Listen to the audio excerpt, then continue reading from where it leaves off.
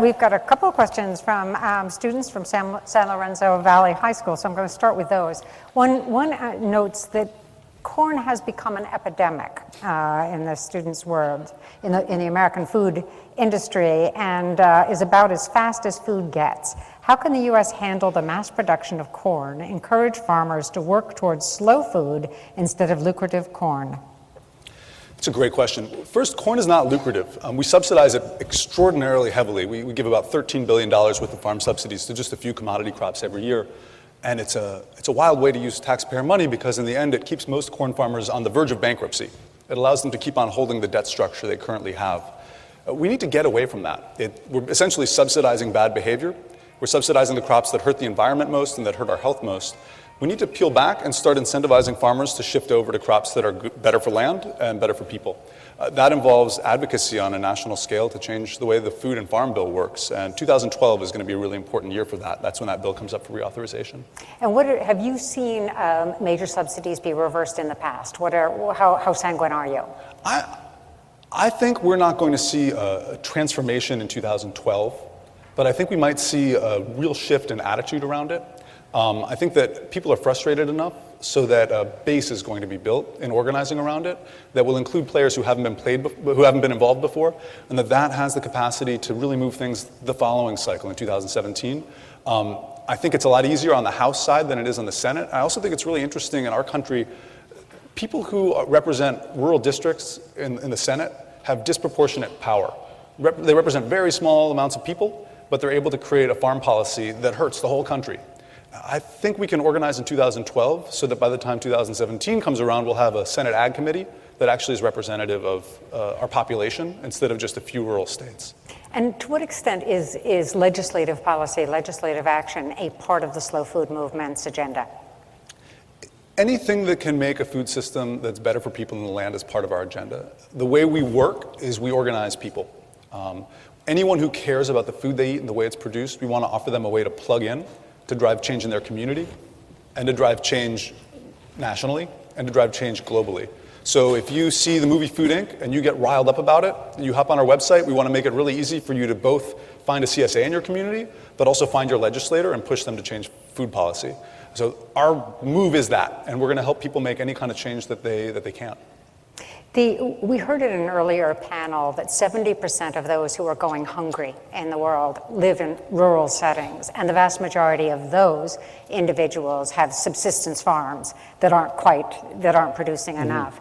In that case, is this a matter of access and distribution, or is this a matter of productivity that needs to be increased? I think it's both, and it depends on the place where you are. I think big picture, it's very clear, and everyone who's an expert on this agrees on it, that there's enough resources to go around. Even by 2050, when our population hits 9 billion, in terms of natural resources, land-based, potential production, we're there. Even if you take into account the changes that climate change are going to make happen.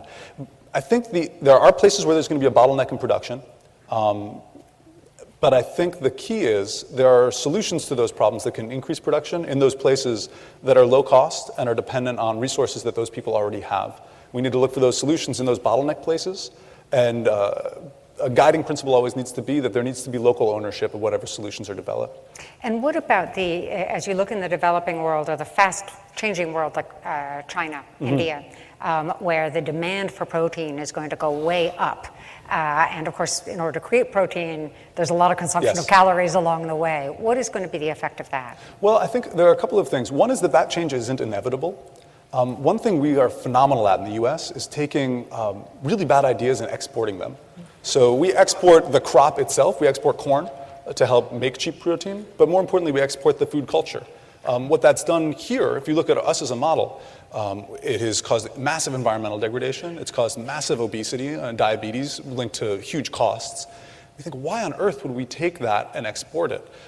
When we talk about global development, certain groups, particularly corporate interests in American ag companies, look at the opportunity to take our model, which is so broken, label it, which is a core cause of many of these problems, label it a solution, export it, and multiply it. So I think we need to stop doing that and instead look at food cultures that have a pretty balanced way of working with the environment and a pretty balanced way of working with health.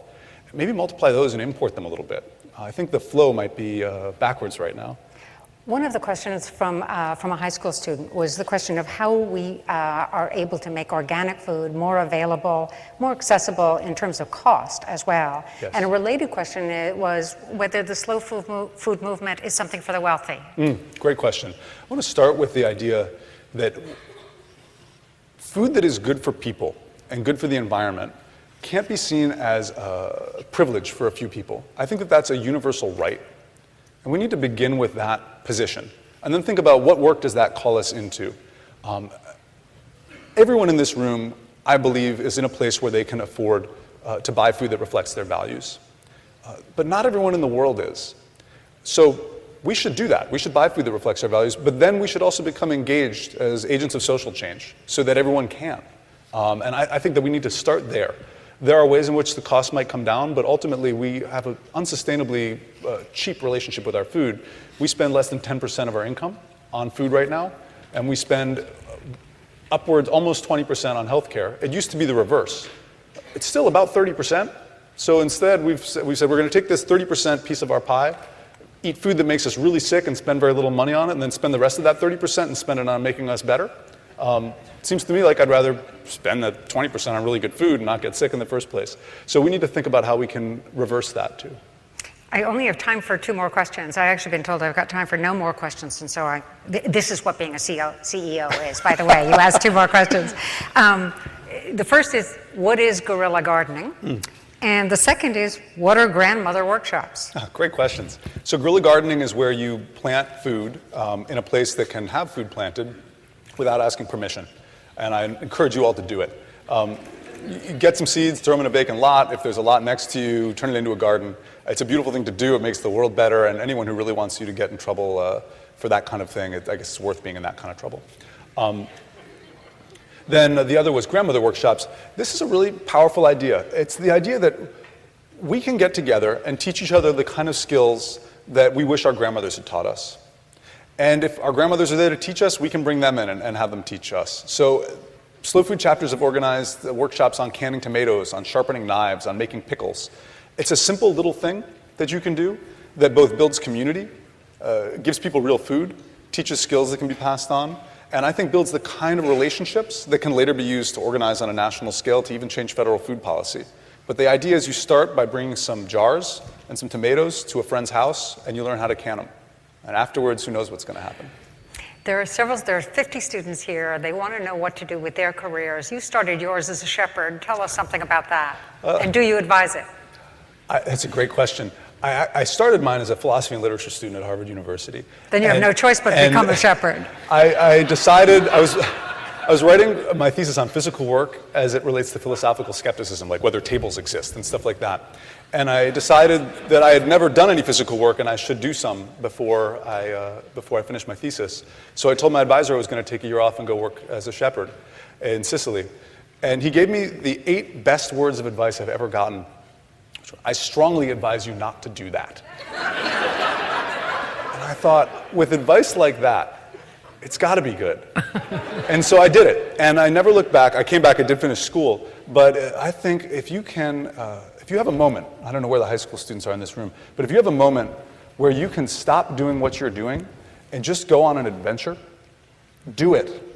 Don't ever, ever hesitate. I've never heard anyone say, I wish I hadn't taken that year off. I wish I hadn't quit that job that I didn't like. I've never heard anyone say that. I've heard a lot of people say the reverse. So go be a shepherd, pick some lemons, lay some bricks, learn how to build walls, but go and do it. Thank you very much, Thank you.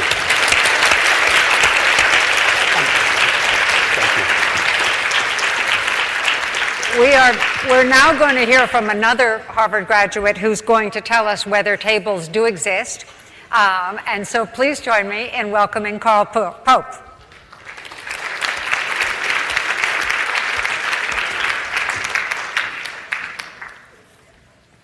I don't know if tables exist, but I think microphones do. I want to start out by telling you what you probably mostly all think you know. It's certainly what you've been told, and then I'm going to tell you why I think you might want to think about whether most of it is true.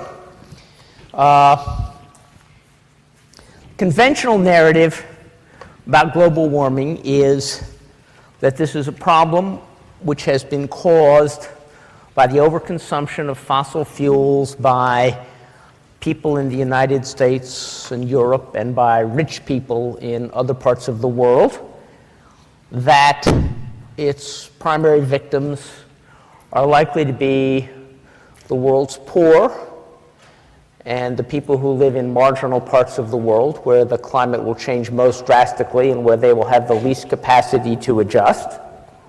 Thus far, I think the story is pretty true.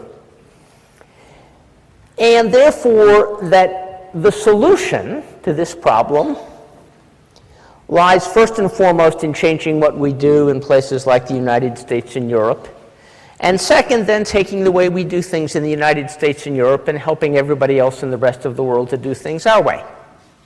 That's the conventional narrative.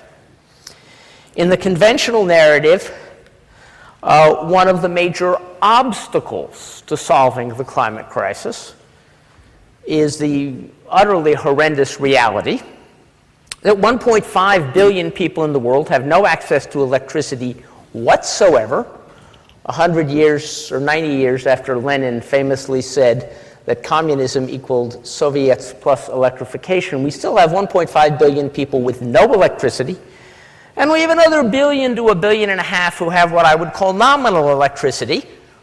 They have a wire in their house, and occasionally there are electrons in that wire, but nothing you can count on. And a report being prepared for McKinsey to be delivered to the Secretary General Ban Ki-moon in 2 weeks will say that as far as McKinsey can tell, the number of people without electricity in the world is going to go up in the next 20 years, not going to go down. This problem, and I would describe it as just a horrendous, unacceptable reality, because no electricity, it really means no access to the modern world, is the first problem is these 2.5 billion people are poor. That's a true statement, most of them are, and therefore they can't afford electricity. That's problem one. Problem two, which is the climate piece of this, is the only cheap way to give these people electricity is to build big power stations and burn coal in them. And that would be horrendous for the climate and would create other problems for these people. And the third reason we can't get them electricity is because the countries in which they live don't have the governance capacity to build the infrastructure. They just can't add enough generating stations and enough grids. There's too much corruption. The power gets lost and stolen. And the figures that float around the development community for what it would cost to save this problem range into the trillions of dollars, which, since these are poor people, they don't have. Now, this understanding of the problem leads to the following understandings of the solution. One, we need better technology. We need to make electrification technology that doesn't require burning coal or that captures the carbon from coal and stores it safely cheaper. So first, we've got a technology problem. We need cheaper electricity. We need cleaner electricity technologies. Second, this is a problem in foreign aid. We need to take large sums of money, trillions of dollars, and transfer them from those of us who can't afford it, and we can, to those who cannot. And third, we should transfer this money to the major electricity ministries of the countries in which the unelectrified poor live, and we should basically push electrons out by building in India or Zambia or Kenya the kind of grid that we built in the United States and which Lenin largely successfully built in the Soviet Union. Or, if you are center-right in your approach to these problems instead of center-left, you say, well, the real problem is we need to take these electricity ministries in places like India, we need to privatize them. And we need to have big multinational energy companies come in and run these on the basis of private enterprise. And that way we can get the wires built out to the villages and we get the power stations built. And if there's enough aid to subsidize the bills of these poor people, they will eventually get electricity. That is the conventional understanding of this problem. But unfortunately, since World War II, no village transformation has been solved with this approach. We haven't managed to get drinking water to every village in the world using this approach, and drinking water is considerably cheaper than electricity. We haven't managed to provide basic health services to most villages in large parts of Africa and Asia. And we certainly haven't solved the problem of electricity. Now, there have been 3 transformations which have occurred at the village level in all or most of the first world. 1, we got rid of smallpox. Doesn't exist anymore. 2nd, in Asia, the problem of raw agricultural productivity was solved with the Green Revolution. Doesn't mean hunger went away, but you can produce lots of food on farms in Asia with new seeds. And 3rd, and perhaps most dramatic and recently, almost everywhere in the third world you have cell phones. In fact, the highest concentrations of cell phones in Africa is in Darfur per capita. So even the most troubled and difficult places have managed to get cell phones. And I want to suggest that what these 3 things have in common is that in all cases, the actual distribution of the solution was not done in a centralized way. It was done in a very localized way.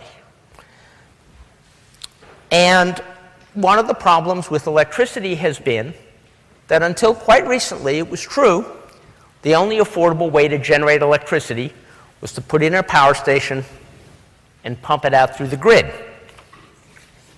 Now I have some good news. That's not true anymore.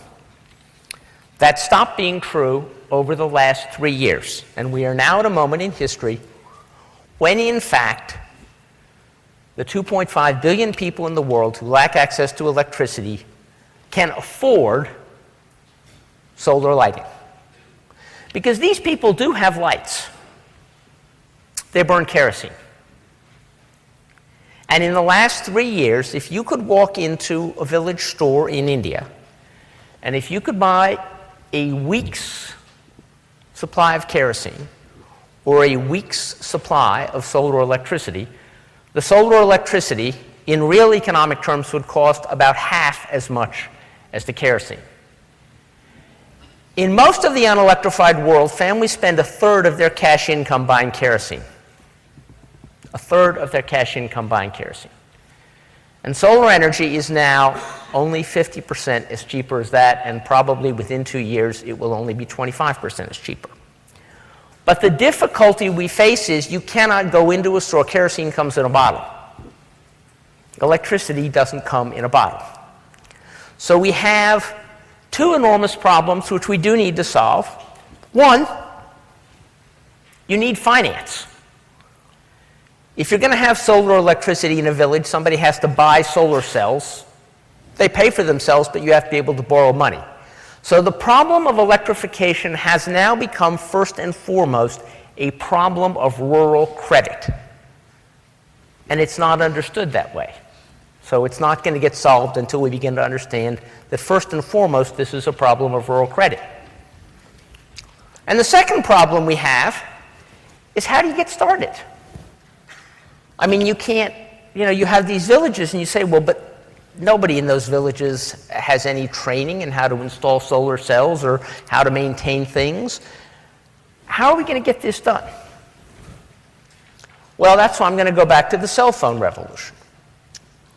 Because, in fact, all over the third world, we have industrial facilities that operate on electricity off the grid. They're called cell phone towers. There are 120,000 of them in India alone. They currently get their electricity from diesel generators. India's, frankly, not very good at distributing things rurally, so about 25% of the time, these solar towers in India are not working, and the cell phone companies are losing lots of money because their solar towers are down.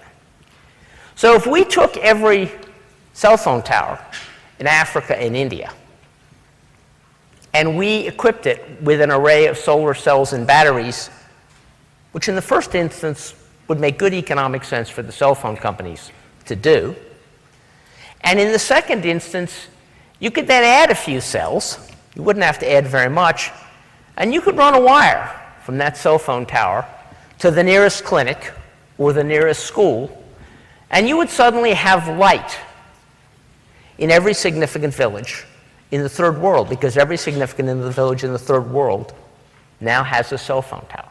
So we have this opportunity, which we've never had before, to solve this problem. And if first the 1.5 billion people who don't have any electricity at all started getting electricity from the sun, pretty soon the 1.5 billion people who live relatively close to them and have nominal power would say, wait a minute, I'm tired of only having power for 3 hours on every other Tuesday. I'd like to have power every night too.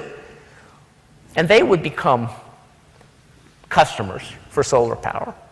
And at that point, you would have half of the world powered with renewable electricity. And then some other things would begin to happen. It turns out that one of the major uses of electricity that is generated in places like India is to pump water.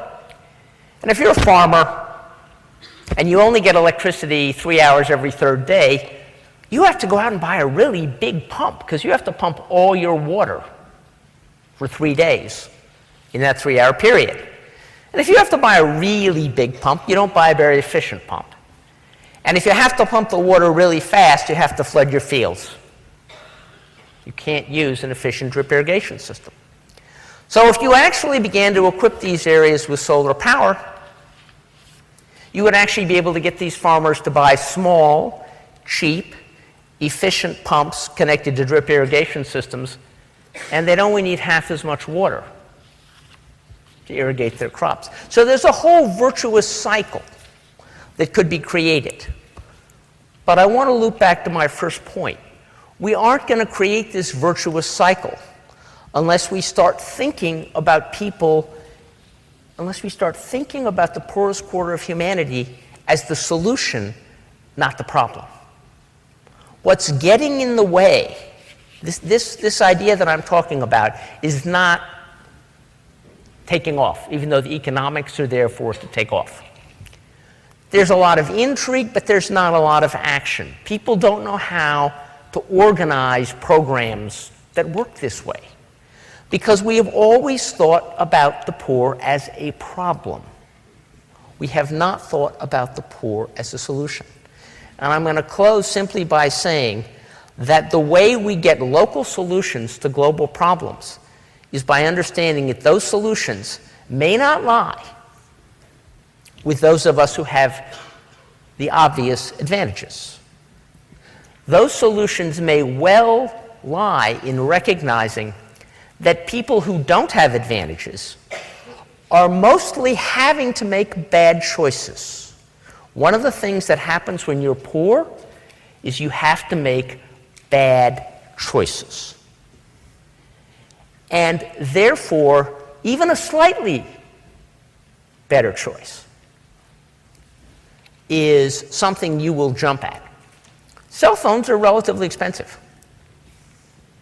Poor people grabbed them because paying too much for a cell phone, even in a very poor village in India or Africa, was much better than not having any access to the world at all. So I want to leave with the thought that there probably are a lot of other problems which have solutions like this. If we start looking for the problems not as things which we're going to provide to the bottom of the pyramid, but which the bottom of the pyramid can generate for all of us. Thank you.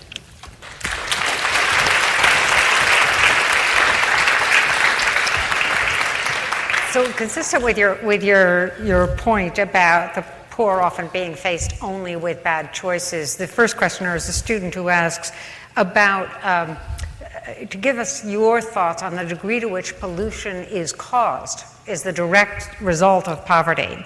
Open fires, trash being burned, deforestation, etc. Well, pollution is a combination of technologies that were designed to only go in one direction, and poverty. When I lived in a village in India 40 years ago, and we had a big community dinner, we ate in little mugs made of clay locally, and we actually had banana leaves, which were rather elegant as our plates. That didn't create any pollution, because the local people were part of the solution. They were generating their own materials. You brought in plastic bags, and all of a sudden you had pollution. So it is a combination of distant technologies being forced down with poverty. That intersection is what creates the pollution. But what about a situation such as the one we had in Haiti, where trees have been denuded because folks have been cutting off the bark in order to burn the bark for fuel, causing a situation in which every rainstorm could be a mudslide? Well, I would say that if you go back a certain period of time and you compare Haiti and the Dominican Republic, they were equally poor.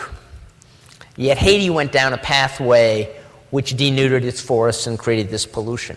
I think it had more to do with power relationships in Haiti versus power relationships in the Dominican Republic than it did with actual poverty.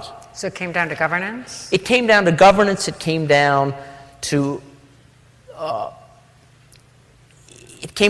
the deprivation of people of the ability to solve their own problems.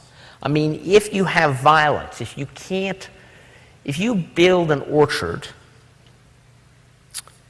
and you are certain that you will get to harvest the orchard, in most of the world, poor people would have lots more fruit to eat.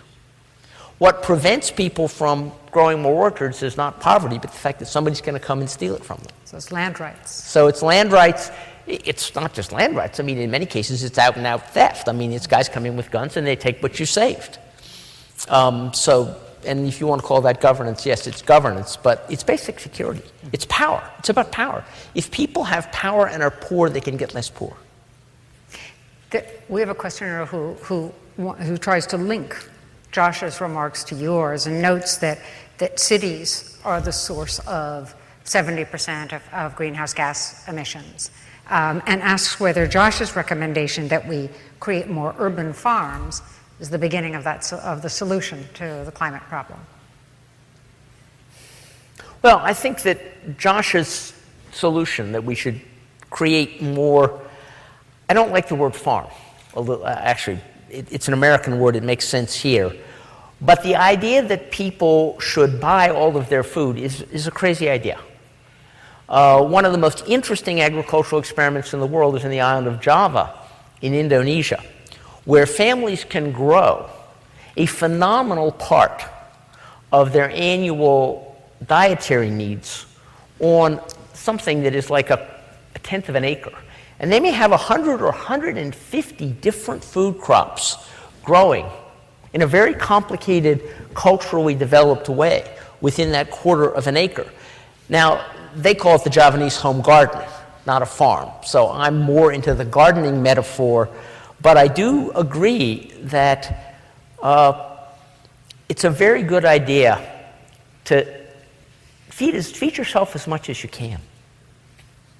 This questioner notes that he or she would like to be an environmental studies major next year in college, but, I'm quoting now, "I hate all of the talk and lack of action in the movement. Do you have advice for how to take innovative action and make a difference?" Well, I guess I would say there's actually quite a bit of action, but one of the difficulties always with an academic context is action is difficult. So if you find yourself in an academic context, whether you're studying environmental studies or something else, try to connect yourself to a community organization that's doing something, because there's actually a lot of action going on. And I also would urge people who are going to go into this field to make sure you get grounded in the underlying science before you go to the policy. If you understand how energy flows work in biological systems, you'll be a lot better at figuring out foreign policy than if you just studied the history of American foreign policy since 1890. So go and get your hands dirty in the dirt. And what role does science play in policymaking? Well, what roles does science play in policymaking, and what role should science play in policymaking? Science is a tool.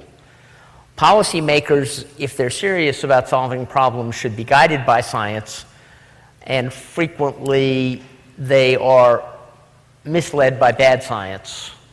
But more often, policymakers have a solution that they want to implement for other reasons, and they go and they find the science that justifies it. So often science is simply, it's a polemic tool. I mean, the classic example of this is the debate we're having right now about climate science, where there actually isn't any fundamental dispute that should matter. Let's assume there is a disagreement about how much of the current warming of the world is caused by man-made activities. I don't think there's much dispute, but there's some. Let's assume that there is quite a bit of scientific dispute about exactly how increasing the concentration of greenhouse gases will impact the weather in California or Iowa or Zambia. Quite a bit of dispute about that. What none of the scientists really disagree about is if you keep changing the chemistry, the atmosphere, you'll change the weather. And what none of us should be confused about is every city on Earth was built for unique weather. Every agricultural region on Earth was built for particular weather. People can live in Greenland and people can live in the Kalahari. But if New York City becomes Phoenix, it's bad news. Back to the question about innovation, I have a question card here, a questioner asking what you think about the cap and trade concept that has evolved in Congress as well as in the state of California. But say something about the origins of the idea to begin with. Well, one of the things that the core origin, I guess, is economists would argue that if you don't make people pay for everything that they take from an ecosystem, they will take too much. And since putting carbon dioxide out into the atmosphere actually takes some of the ecosystem's ability to absorb that carbon, you ought to pay for that because you're taking something. Just as if you didn't have to pay to dump your garbage, you would probably, as a community, create more garbage, and that's the core origin. That's a sensible principle. It has been turned into an extraordinarily complicated, non-transparent, and probably relatively unworkable mechanism by the politics of the way fossil fuel is produced in the United States and the way fossil fuel is consumed in the United States. So I am not a big fan of the form of cap and trade we're seeing emerge on Capitol Hill. What we really need to do is to find some mechanism, and it might be cap and trade, and it might be a carbon tax, some mechanism to generate revenue to invest in cleaner energy technologies, in more efficient buildings, and we need to decarbonize our economy, and at the end of the day, we ought to be at a place where we won't care how much carbon costs because we won't be using very much. None of us know what the market price of molybdenum was this morning. We all need to use a little bit of molybdenum. We don't care about the price because we don't use very much. And carbon ought to become like molybdenum, something we use a little bit of. And one last question, and that is, what is the obligation of the rich world to the poor world when it comes to adaptation with climate change? Well, as a general rule, if I come and dump sulfuric acid over your back fence, I have to clean it up. So I think the obligation is fairly straightforward. We are creating the problem. We don't own the Maldives. General Motors doesn't own the Maldives. The Sundarbans in Bangladesh are not the property of ExxonMobil. ExxonMobil has no right to flood them. If ExxonMobil emits carbon which floods them, they have, in simple common law parlance or in ethics, the right to be compensated. So our obligation is to pay for what we're doing And if we had to do that, we would probably behave in a much more sensible fashion. Please join me in thanking Carl Pope.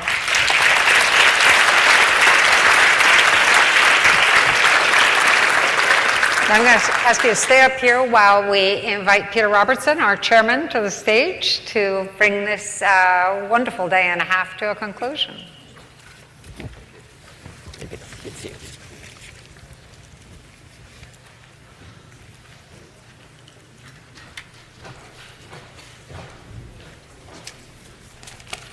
Well, these are hard acts to follow.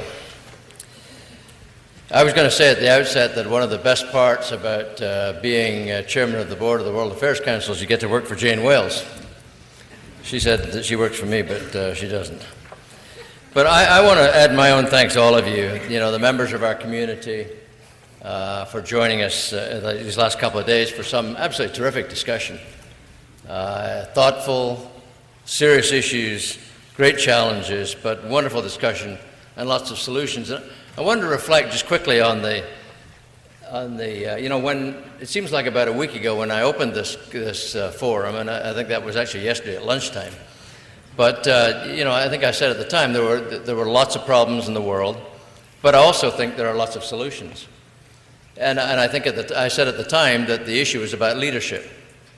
And I guess I haven't changed my view at all. In fact, it's been more convinced after listening to all of this, including the last session, that there are lots of problems in the world, but we do know in many ways how to solve these things. The issue is all about, maybe it's governance, maybe it's leadership, but it's all about leadership. And I think that I haven't changed my view is that that's why we're here and that's why you're here, is to exert leadership and to learn maybe how to exert leadership.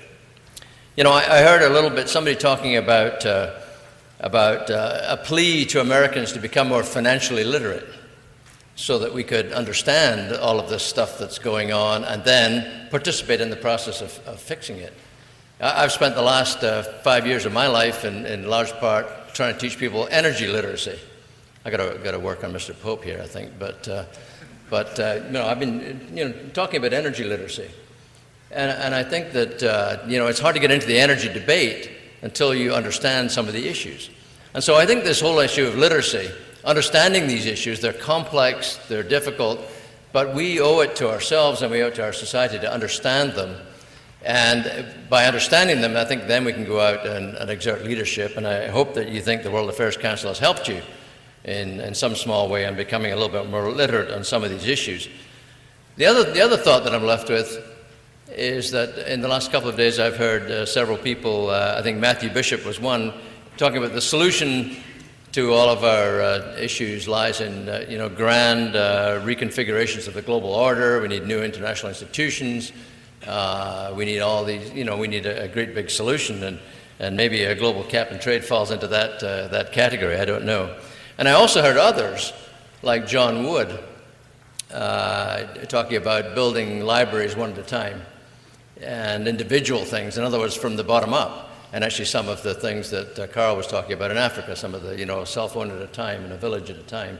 And I guess at the end of the day, the answer is we need both. I mean, we need to work on the things that we can individually do one at a time, and we also do need to sort of work and participate in the political process to try to get the big things to evolve in the right way too. So I think what the message that I'm left with is we need to get literate on these issues, and we need to participate one at a time, building the library or the brick or whatever it is, but also get literate and participate in the political process and to try to influence these major issues of our time in a way that makes some sense. So I'm a sort of a simple guy, but that's what I got out of, in many ways, the last couple of days.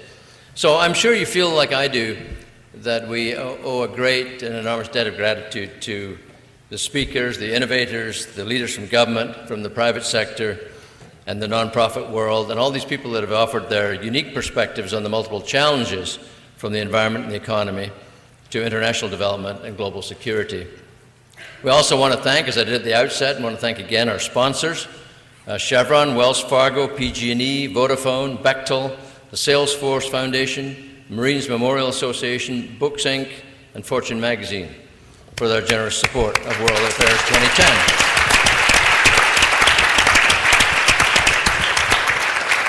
And I want to add my thanks, first of all, to Jane, but also to her team, the staff of the World Affairs Council, who have really worked tirelessly. And I know I know they will sleep well tonight.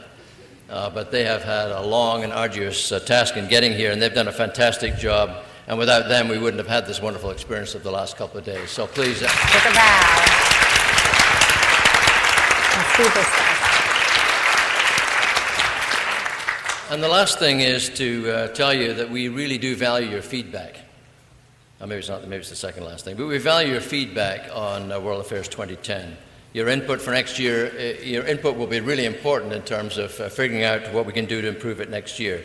So really, I would like to please ask you to fill out the conference surveys that are on your tables, and please pass them along to members of the staff as you leave. That would be greatly appreciated. This was a great event, but we can make it better, and your input is really important. I guess I said the last thing, but the last thing I think is to thank the students that are here. They have added an enormous amount to this.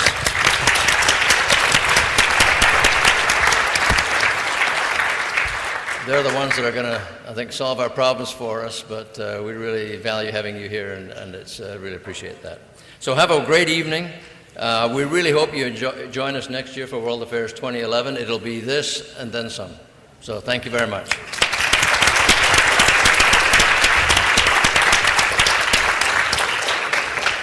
Thank you, boss.